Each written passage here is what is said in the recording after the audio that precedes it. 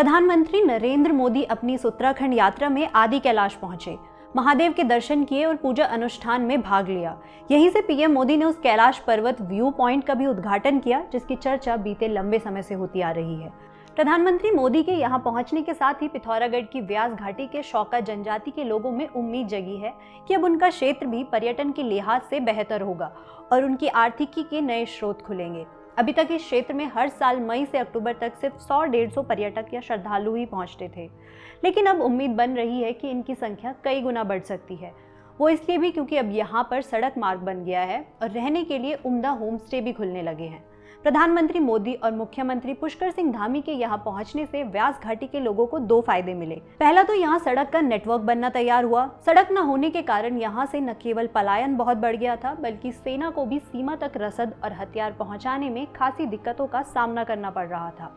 केंद्र सरकार की वाइब्रेंट विलेज योजना के तहत उत्तराखंड के सीमांत गाँव तक सड़कें पहुँचाई जा रही है। इसी योजना के तहत उत्तरकाशी और चमोली जिले में तो सड़क का पूरा नेटवर्क तैयार हो गया था, लेकिन पिथौरागढ़ की व्यास घाटी अब तक अछूती ही थी। उधर लिपुलेख दर्रे से महज 3 किलोमीटर बाद जहां चीन की चौड़ी सड़कें कई साल पहले तैयार थी, वहीं भारत इस मोर्चे पर काफी पिछड़ा हुआ था। लेकिन अब भारत भी सामरिक महत्व की इन सड़कों के जाल को मजबूत करने लगा है। इस सड़क के बनने से पर्यटक अब आदि कैलाश और ओम पर्वत तक आने लगे हैं और लगभग हर गांव में होम स्टे भी खुल रहे हैं, जो युवाओं को उनके घर में रोजगार देने के लिए अहम है। वाइब्रेंट विलेज योजना का दूसरा बड़ा फायदा ये हुआ कि यहाँ के गांव मोबाइल नेटवर्क से जुड़ गए। अभी तक पूरी व्यास घाटी में मोबाइल नेटवर्क काम तो करता था, लेकिन ये नेटवर्क भारत का नहीं बल्कि नेपाल का होता था। लोगों को धारचूला में नेपाल का सिम लेना होता था, जबकि भारतीय नेटवर्क अक्सर इंटरनेशनल रोमिंग पर चला जाता था। लेकिन अब इस पूरे इलाके में एक भारतीय निजी कंपनी के मोबाइल टावर लग गए हैं। पीएम मोदी के आदि कैलाश आने के कारण भू राजनीतिक भी है। वो कारण क्या है, इसे समझने से पहले इस इलाके के भूगोल को विस्तार से समझ लेते हैं। आदि कैलाश उत्तराखंड के सीमांत जनपद पिथौरागढ़ में तिब्बत सीमा से महज कुछ ही दूरी पर है। इसे छोटा कैलाश भी कहा जाता है। छोटा इसलिए क्योंकि बड़ा कैलाश यानी कैलाश मानसरोवर तिब्बत में मौजूद है और आदि कैलाश से उसकी दूरी भी ज्यादा नहीं है। लेकिन आदि कैलाश और कैलाश मानसरोवर के बीच भारत चीन का बॉर्डर है, इसलिए कैलाश की यात्रा में कई तरह की दिक्कतें हैं, जिनमें सबसे बड़ी दिक्कत चीन का रवैया है। असल में आदि कैलाश पिथौरागढ़ की जिस व्यास घाटी के अंतिम छोर पर मौजूद है, वहीं से ही एक रास्ता नाभिढांग होते हुए मानसरोवर के लिए भी जाता है। इसी रूट से थोड़ा पहले गुंजी गांव होते हुए साल 2019 तक कैलाश मानसरोवर की यात्रा कुमाऊं मंडल विकास निगम आयोजित करता था। भारत से कैलाश मानसरोवर की यात्रा के लिए 3 रास्ते हैं। एक है नेपाल के रास्ते, दूसरा सिक्किम के और तीसरा उत्तराखंड की इसी व्यास घाटी से होते हुए। हालांकि धार्मिक रूप से सबसे प्रामाणिक यात्रा उत्तराखंड से ही मानी गई है। कैलाश यात्रा मार्ग का उल्लेख स्कंद पुराण के मानस खंड के कुर्मांचल पर्व नाम के अध्याय 11 में दिया गया है। इसके अनुसार ये यात्रा उत्तराखंड से ही की जानी चाहिए। लेकिन साल 2019 के बाद चीन ने उत्तराखंड ही नहीं बल्कि नेपाल और सिक्किम से भी इस धार्मिक यात्रा पर रोक लगा दी है।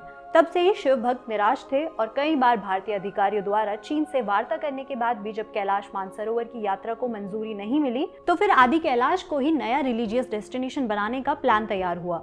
वैसे भी धार्मिक ग्रंथ आदि कैलाश को उतनी ही मान्यता देते हैं जितनी कैलाश मानसरोवर को। इसके पीछे भौगोलिक कारण भी है।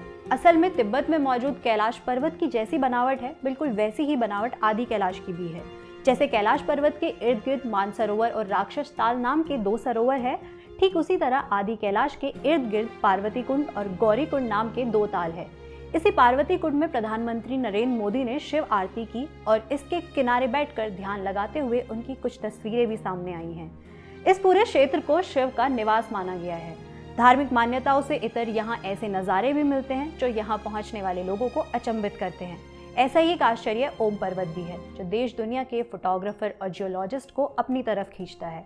नाभिढांग में लिपुलेख दर्रे के मार्ग पर जहाँ से तिब्बत के लिए कैलाश मानसरोवर की यात्रा भी होती थी, ठीक उसी के सामने खड़ा है ये पर्वत, जिसके टॉप पर ओम की आकृति साफ साफ दिखती है। ओम को सृष्टि की आदि ध्वनि और हिंदू आस्था का सार माना जाता है। ये बौद्धों और जैनियों द्वारा ज्ञान और शांति के प्रतीक के रूप में भी पूजनीय है। आगे बढ़ने से पहले आपको ये बता दें कि अगर आप यहाँ आना चाहते हैं तो कैसे पहुँच सकते हैं। आदि कैलाश और ओम पर्वत पहुंचने के लिए आपको सबसे पहले उत्तराखंड के सीमांत जिले पिथौरागढ़ पहुंचना होता है। पिथौरागढ़ से लगभग 100 किलोमीटर दूर है काली नदी के किनारे बसा खूबसूरत कस्बा धारचूला। ये कस्बा आधा भारत में है और आधा नेपाल में।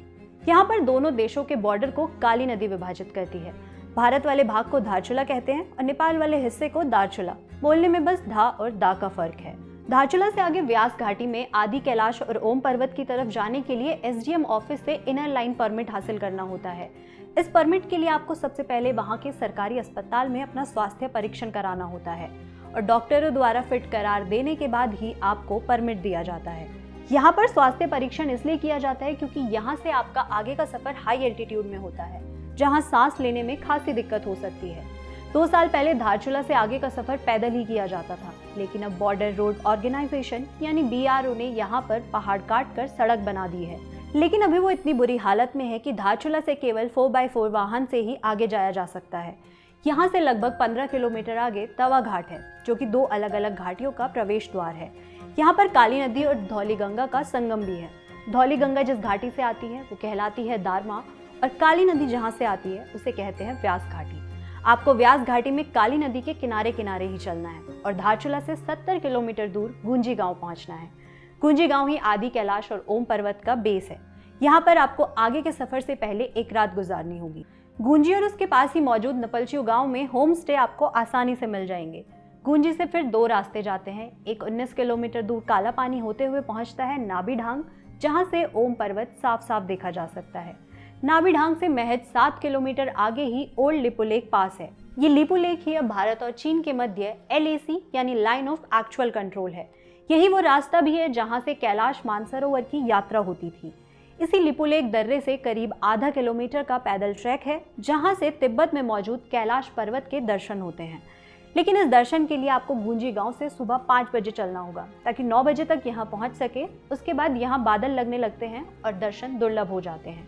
यही वो जगह है जहां भारत सरकार कैलाश मानसरोवर व्यू पॉइंट भी बना रही है, ताकि जिन लोगों को कैलाश पर्वत के दर्शन करने हो वो यहां से कर सके। आदि कैलाश पहुंचकर प्रधानमंत्री मोदी ने इसी कैलाश पर्वत व्यू पॉइंट का उद्घाटन किया, जो संभवतः अगले साल पर्यटकों के लिए खोल दिया जाएगा। नाभी ढांग से वापस गुंजी लौटने के बाद पूर्वी दिशा में एक और रास्ता जाता है, जो 35 किलोमीटर लंबा है। इस सड़क पर गुजरने के दौरान आपको सुखद आश्चर्य होगा, क्योंकि यहाँ सड़क पूरी तरह से पक्की है। 35 किलोमीटर चलने के बाद आता है जौलीकोंग, जो आदि कैलाश का बेस कैंप है। यहीं से आपको आदि कैलाश दिखने लगेगा। लेकिन आनंद तभी आएगा जब आप पार्वती कुंड तक जाए और उस पर आदि कैलाश की परछाई देखकर अभिभूत हो सके। कुछ साहसी लोग यहाँ से 2 किलोमीटर और ऊपर जाकर 18,028 फीट ऊंचाई वाले सिनला दर्रे को पैदल पार करते हैं और दूसरी तरफ बसी दारमा घाटी में उतर जाते हैं। व्यास और दारमा घाटी में कौन लोग रहते हैं, यहाँ का इतिहास क्या है और यहाँ के सामाजिक धार्मिक रीति रिवाज कैसे हैं, इसे समझने के लिए आप 12 मासा की हाईलैंडर सीरीज का ये कार्यक्रम देख सकते हैं। लिंक डिस्क्रिप्शन में दे दिया गया है। अब बात करते हैं प्रधानमंत्री मोदी की इस यात्रा के राजनीतिक और सामरिक पक्ष पर। विशेषज्ञों के अनुसार साल 2019 से ही भारत और चीन के बीच उत्तराखंड के लिपू लेक दर्रे से होने वाला कारोबार बंद है। ऐसे में 4 साल पहले चीन गए 45 भारतीय व्यापारियों का 1.5 करोड़ से अधिक का सामान ताकलाकोट मंडी में ही फंसा हुआ है। भारतीय व्यापारी भी अब अपने सामान को सकुशल पाने की उम्मीद छोड़ चुके हैं। वहीं इस कारोबार में शामिल 13 गांवों के 400 से अधिक व्यापारियों की आजीविका भी प्रभावित हो रही है। भारत और तिब्बत के बीच लिपू लेक दर्रे से होने वाले कारोबार का इतिहास 6वीं सदी तक जाता है। 1958 में तिब्बत पर चीन के कब्जे के बाद इस कारोबार को समय समय पर प्रतिबंध झेलना पड़ा। गलवान में भारत और चीन के बीच हुए सीमा विवाद और कोरोना की सख्ती के बाद से दोनों देशों ने सामरिक दृष्टि से बेहद महत्वपूर्ण इस दर्रे से होने वाले कारोबार को बंद करवा दिया। साल 2019 तक भारतीय व्यापारी चीन की ताकलाकोट मंडी में ही अपना सामान बेचने जाया करते थे। इस व्यापार को करने वाले व्यापारी सीमा कारोबार खुलवाने के लिए कई बार सरकार से वार्ता कर चुके हैं, पर भारत चीन के बीच लिपू लेक दर्रे से होने वाले कारोबार को इजाजत नहीं मिल पा रही। ऐसे में व्यापारियों का 1.5 करोड़ से अधिक का नुकसान जो हुआ है, उसकी भरपाई की उम्मीद आदि कैलाश में पर्यटन की बढ़ती संभावनाओं से ही हो सकती है। दूसरा, अभी तक जहां कहीं भी भारत की सीमा चीन से लगती है, वहां से बहुत दूर तक आम इंसानों की आवाजाही प्रतिबंधित रही है। लेकिन अब चीन की सीमा के बिल्कुल नजदीक तक पर्यटक जा सकेंगे।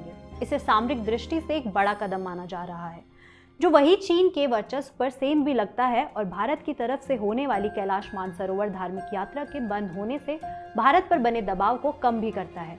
आदि कैलाश आम लोगों के लिए सुलभ हो जाने के ऐसे ही दूरगामी परिणाम देखे जा रहे हैं। हमारे सहयोगी मनमीत की लिखी रिपोर्ट आपको कैसी लगी, हमें कमेंट करके जरूर बताएं और जुड़े रहे 12 मासा।